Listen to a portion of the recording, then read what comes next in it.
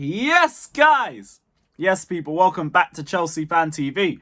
Welcome back to another match review, another victory, our fourth win in a row. First time since, I think, 2022. Let me know in the comment section if I'm wrong on that one, but it's been a while. It's been a while. Finally, we are salvaging the pieces of what has been an absolutely terrible season, and we might be ending it on a little bit of an high. We're not going to call it an achievement. We're calling it progress and nothing else. But we are in pole position for the Europa League. All we need is a draw, and we've confirmed it. We can't F that up. We can't F that up. We can't really. Not on this reign of form. Not with Bournemouth on the beach. Not with the fact that Newcastle have now dropped points. Shout out to Man United. You guys have saved us for another year in a row. First time you bought Mason Mount. Now you've saved us with these 3 points against Newcastle. Things are falling in the right place for us. They really are. And in terms of the way that we played, we had another really good performance. We looked in control for large phases. And even though we faced a Brighton side that did look a little bit worrying in certain periods, I feel like we kept our cool and I think we handled ourselves well in this sort of game. They only really seemed to threaten us in the second half, if anything. First half, there was a couple moments of good build-up play, especially in the start of the game. We looked a little bit sloppy defensively on the right-hand side. I think Gusto's just getting over the whole rust and everything from his last injury. But after that, we stabilised. We're a lot more controlled. I thought our build-up play was a little bit better as well, especially for both goals, to be honest. Both goals, we kept onto the ball for a long period before burying Brighton. And we could have won by more, to be honest. Jackson had another string of misses. There was a clear-cut chance in front of goal in the first half. There was a header ruled out, which we're going to touch on later on in this video. He could have gone round the goalkeeper and decided to dive. There was another moment in the second half where I don't know if he was offside or not. I think he was still on. But he could have squared it to Nkunku so quickly. And he would have already bagged before he initially bagged anyway for the second goal. There was opportunities for more matches. We really could have buried Brighton in this game. Because they were also very wasteful as well. Gross had an amazing chance in the second half, sent it wide. Pedro had a couple opportunities. Lamptey was finding space in the first half as well. There was a lot of space on the right-hand side for him.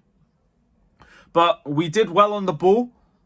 I keep saying we kept our cool because we are basically Brighton's cup final. With the amount of players and backroom staff and ex-managers that we've taken off them, they really don't like us. They really don't like us. And you can see with the receptions that they were giving Cucurella and that they were giving Caicedo. And both of them handled it perfectly. They both dropped really good performances. Cucurella had the right type of aggression. Gave away a couple fouls early on. But other than that, really did well to lock down the left-hand side. Caicedo goes without saying, like I've been saying for ages, he's our best midfielder. Yet again, really good defensively. Yet again, really good passing. Yet again, I can't ask for much more from his performance. Brilliant. Brilliant, brilliant, brilliant. Palmer, brilliant header for the first goal. That was a striker's header. Just boomed it right into the back of the net. And we just needed somebody to break the deadlock, and he did that. And the thing is just, when we talk about players keeping their cool, we have to touch on Reece James. Because he nearly cost us that match. Kicked out again. Well, I say again, he just lost his head again. And VAR called him back for what was a clear red card offence. And now he's out for the next 4 games. Because there's a new rule. When you get 2 red cards in a season, it's 3 games missed plus an extra 1. So he's out of the game on Sunday, as well as Gusto potentially. So he might not have a right back again. And he's out for the first 3 games next season. What are you doing? You are the captain. You are the one that's meant to be keeping a cool head. That is a massive L from him, and it's genuinely disgraceful from the captain first and foremost. I gotta keep it real when it comes to Reece James. If I'm gonna criticize Gallagher for saying 6th place is an achievement, which was also disgusting, by the way, that is just another indictment of how the standards are in the bin. We gotta talk about Reece James. Keep your head. Keep your heads. How can Caicedo and Cucurella keep their heads while they're getting booed all match? You come onto the pitch and you're off in like 10 minutes. What are you doing? Thankfully, it didn't cost us anything. There was a late flurry. They obviously got the late goal towards the end. But we managed to hold on. We wheeled on Thiago Silva. It was all right. But James, you need to look in the mirror, mate. You really need to look in the mirror. VAR as well was an absolute disgrace.